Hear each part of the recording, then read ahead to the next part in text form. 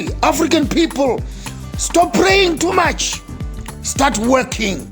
Look into that graph. Look at that graph and find out how religious are those countries that are producing millionaires. I mean, we have more churches in Africa than we have industries. On every corner, there is a church. Like in some parts in Nigeria, in one building, you find 15, 20 churches. Ground floor, second floor, third floor, right up to the top. And some are coming at 9, some are coming at 11, some are coming at 2, some at 10 in the evening. All of them are just praying and praying and praying. Hey, African people, stop praying too much. Start working. God does not say, I will bless your prayers. He said, I will bless the labor of your hands, and by your sweat you shall eat, not through your prayers. So we cannot substitute our hard work with prayerful lives. Prayer will leave you in poverty. Hear me well. Prayer will leave you in poverty. So we need to learn how to work. Look into that graph and find out these countries that are producing millionaires. What religion are these people believing in? Maybe we need to change the gods that Africa has accepted to deal with these ones here that seem to be economically viable and progressive in terms of helping their own members. Can't be spending your whole day at church. Monday, Tuesday, Wednesdays, choir, Friday, youth day, Thursday, women's day. What it is practice, then it's practice, then it is all these old age things. The whole week you are in church. When are you going to sit down and start making money? So we need to find out from these countries again what is the recipe of their success.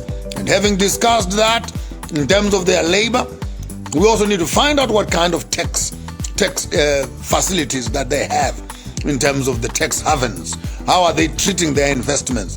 How did they structure their financial systems? You can also find out in those countries that are producing the most millionaires.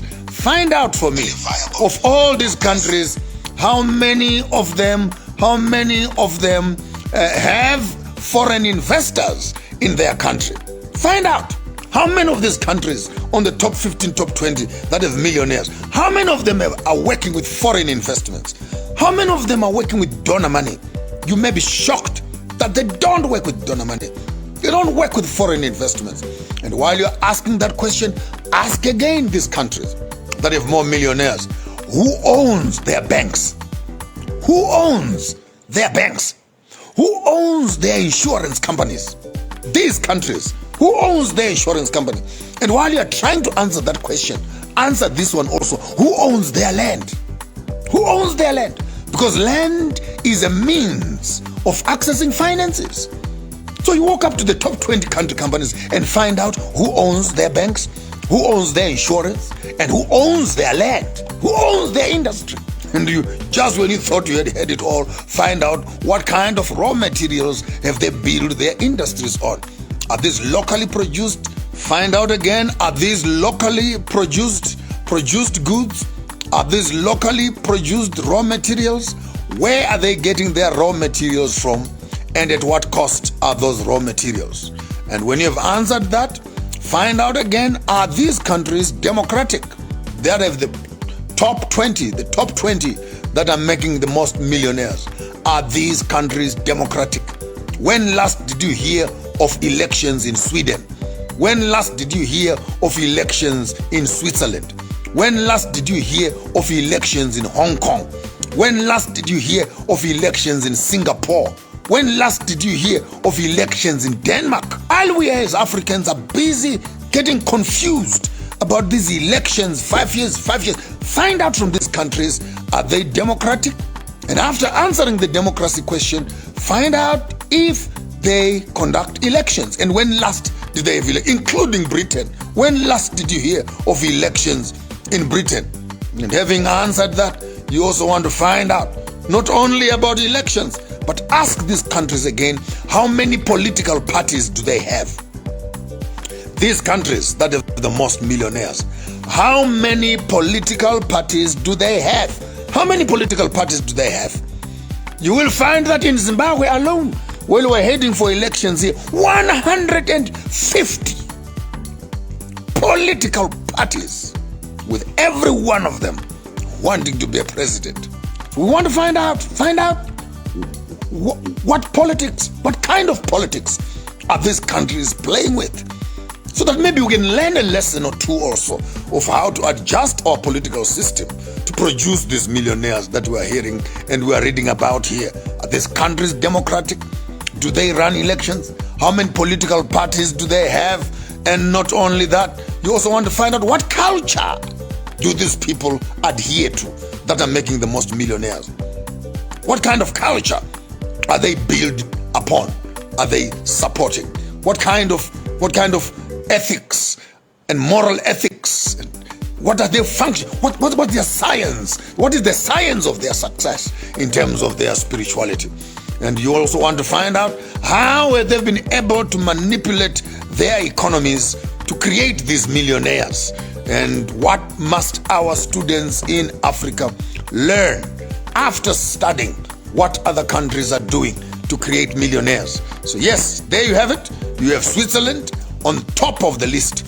You have Hong Kong, you have Kuwait, you have Australia, then you have USA, New Zealand, Netherlands, Denmark, Canada, Sweden, Belgium, Spain, France, UK, Ireland. And then at the bottom of the food chain, then you have Cambodia, you have Turkey, you have South Africa, Indonesia, Brazil, India, Russia, Mexico, as you're going further up the list. So maybe in terms of our curriculum, I conclude, we need to study this information from the cradle to our universities. Not only to study for the sake of historical study, we need to study the science of creating sustainable communities. And I bet you my bottom dollar, all the questions that I'm asking you on the top side. How must we teach our children? How did they make their money? What systems and industries did they build to create such millionaires? What is their value chain? And how and who owns it? How does it function and who owns it? What raw materials are they being used to build these wealth bases? Who owns their banks? Who deposits in them? What tax laws have they used to secure such economy from foreign funds? Are they democratic? When last did they conduct their elections? How many political parties are in these countries? What is their curriculum? And what do they teach their children? What is their relationship to their culture as it also relates to their wealth creation? How can we also learn to manipulate our systems to create such? How much learning do we need to understand that you can never trust your economy in the hands of other people and think that it will be sustainable and you can produce self-sustainable people and create millionaires? It must be part of the curriculum in our universities, in our high schools, in our primary schools, in our cradle roll and crash, how to become a millionaire. We must not be afraid of teaching our children how to make money. And I think if we can go back and do a thorough research on these economies, we can be able to come up with a curriculum of study which our children can get into to be able to reach these same heights of excellence. There's no excuse, Africa. We have the schools, but we don't have the education. We have the teachers, but we don't have the knowledge. We have the raw materials, but we don't have the technology. We have the politics, but we don't have the economics. We have the people, but we don't have the brains. And what we don't have seems to outweigh what we have. Africa is not poor.